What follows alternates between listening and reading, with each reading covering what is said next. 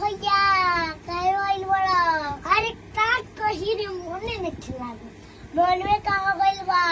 ओकरा से मिलला बड़ी दिन हो गइल बा केकरा से हो अरे ओकरे से केकरा से सासड़ कर दे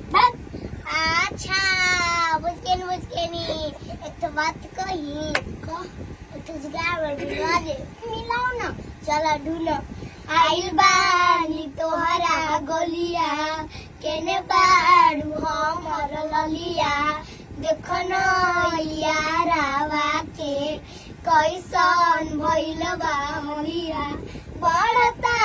बेचैनी दादा मुश्किल भइल बा जीना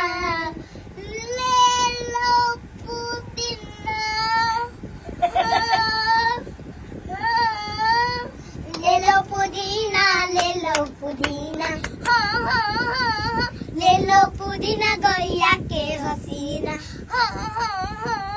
अरे रबिया नहीं करे रुक रबिया ट्राई मरा तनी मार लिखला भौजी लिखला बहलवा हो लिखला भौजी लिखला बहलवा हो मिल खातिर आइल तोहर गाँव के ला भलवा हो मिल खातिर आइल तोहर ए साला अब का करी बाप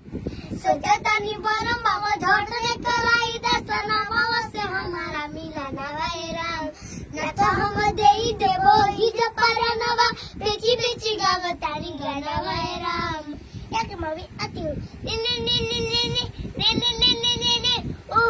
काहे आइल बड़ा मिले हो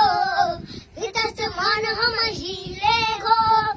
काहे आइल बड़ा मिले हो भीतर से मन हम हिले हो पकड़ैबो तो दुख बड़ी होई बड़ी मैया जाय दिन दैया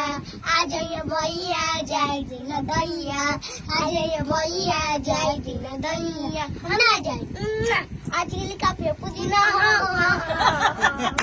अंजलि जी बोलिए और क्या बोले बहुत